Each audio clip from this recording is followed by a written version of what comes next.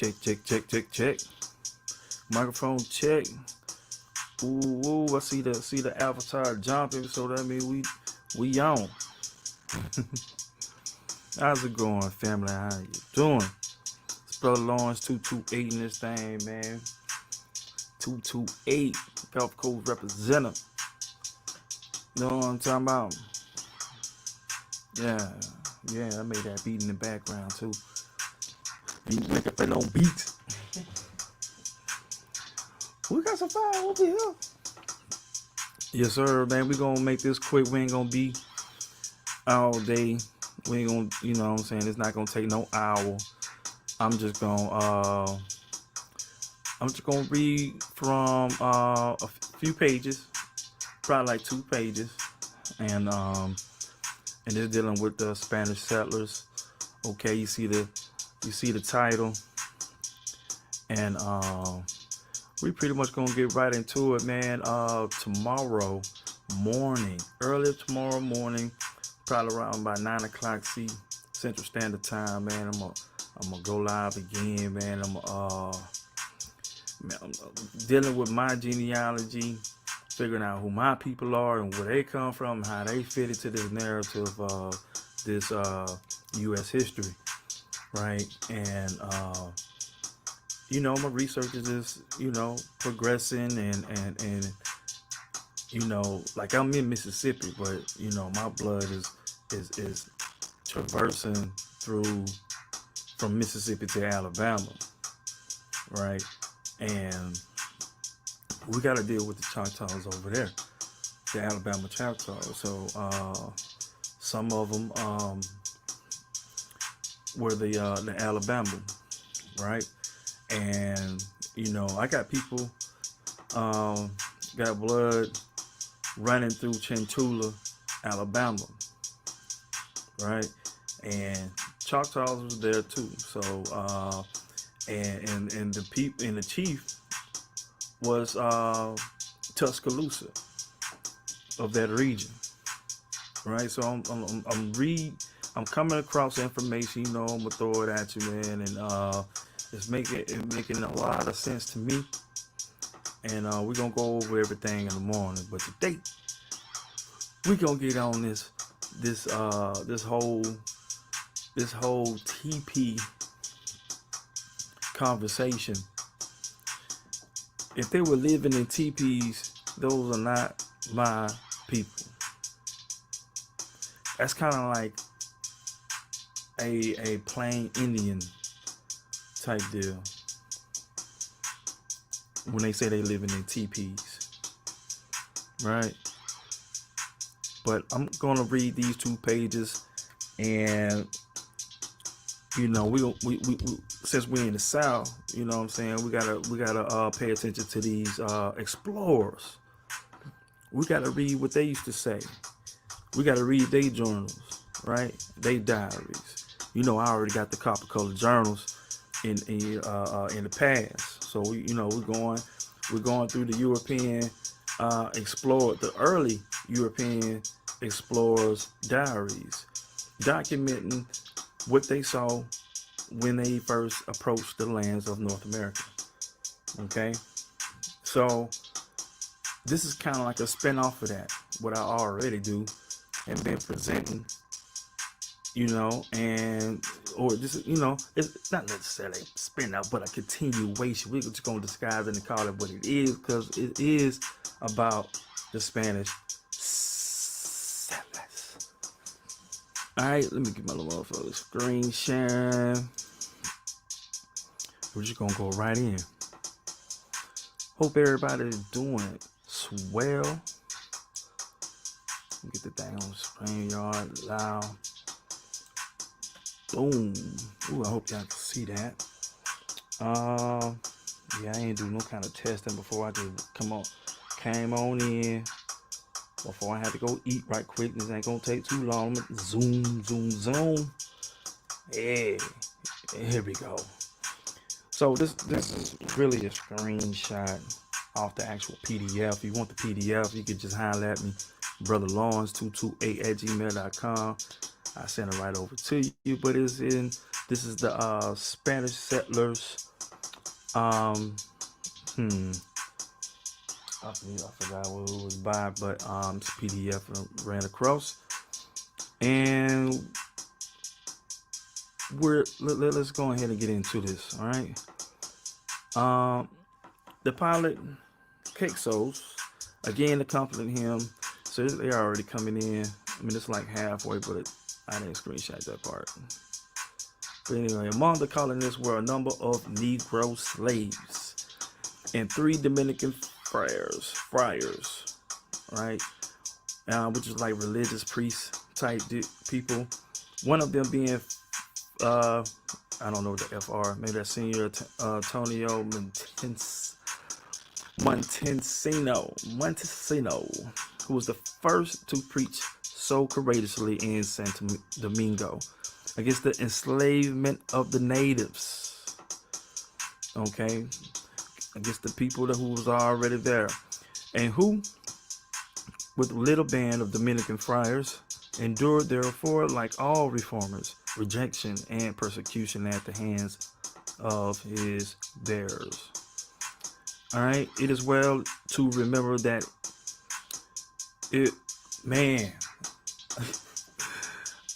if to Catholic, I think it's the F's mean the S. I gotta get no, because that's is. All right, it is well to remember that if to Catholic Spain is due the first introduction of Negro slaves into territory of United States, to her is equally due the first introduction of the spirit of Christian protest against the enslavement of being formed in an image of their maker. Okay, the triumph of which protest, though sealed in blood, has been the glory of the 19th century. Okay, reaching the coast above the Floridian Peninsula. Ireland landed at the mouth of the river in 33 degrees 40 feet in the neighborhood.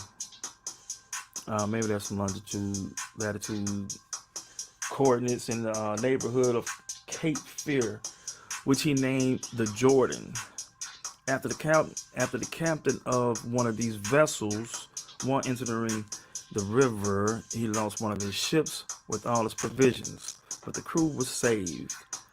Ireland promptly set to work to replace the lost vessel and built himself an open boat which could be covered over at need. It had a single mast and was so planned as to admit of its being propelled by oars as well as by snails. Such at least is the description of a Gabara,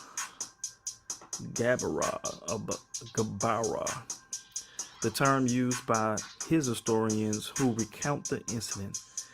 It was, says Dr. Scheer, the first instance of shipbuilding upon our coast. Nah, I don't believe that.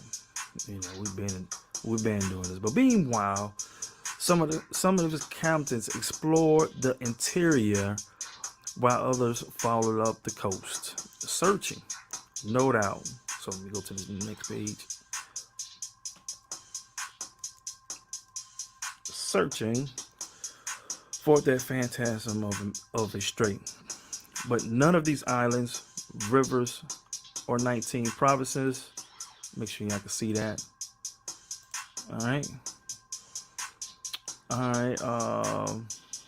Provinces was found at the interpreters deserting. Among them, Francisco Chicor, who probably returned to his people to relate to grunting savages around the council fire tales of the Spanish court as marvelous to them as those he had recounted of his own native hunts to the grandees of Charles V. On the return of the coasting party with news of a better country, Ireland, dissatisfied with the locality where he was and hampered with loss of his interpreters, abandoned the place and moved westwardly and south. apparently following the coast for a distance of some 40 or 45 leagues until he came upon a great river called Guadalupe, and which may have been the Petey. The women and the sick were transported thither in boats, while the remainder of the company made their way by land. All right, here was begun the settlement of San Miguel de Gadape, Gadape.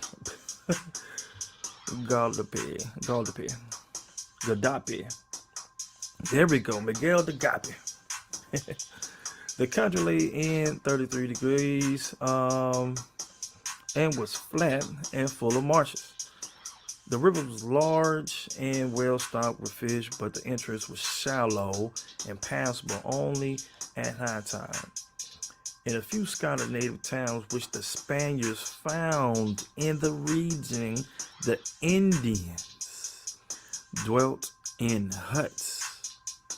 Okay? There was in huts or great communal houses. Okay, this is going to be 15 to 20 feet wide and over 300 feet in length. Wow.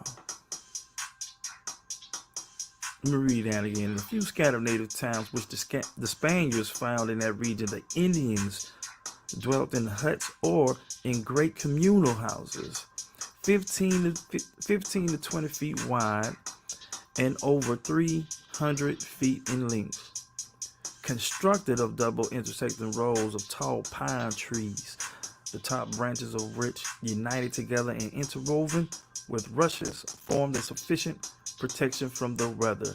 As many as 300 persons could live within one of them at one time. Whoa, whoa, whoa, whoa, whoa, whoa. Yeah, that's how we're gonna do it like that on this one right here, man. So, just to let you know, man, like, man, our people, man, we wasn't living in no teepees. Okay? The Spanish said we were not living in no teepees. We had communal houses. 300 people could fit up in that thing. Can 300 people fit in your house right now?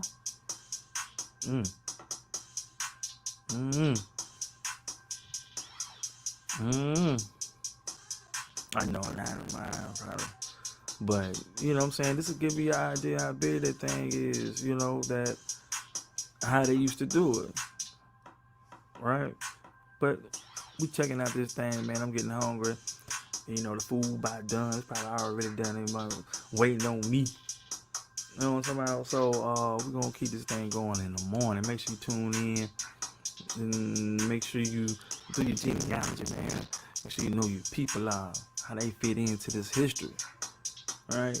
Some of y'all might not care, but some of us do care. And that's the ones I'm really focused on. Right? So, make sure y'all tune in tomorrow. And we're going to keep it straight like that, man. Brother Lawrence 228. I'll see y'all tomorrow. Peace.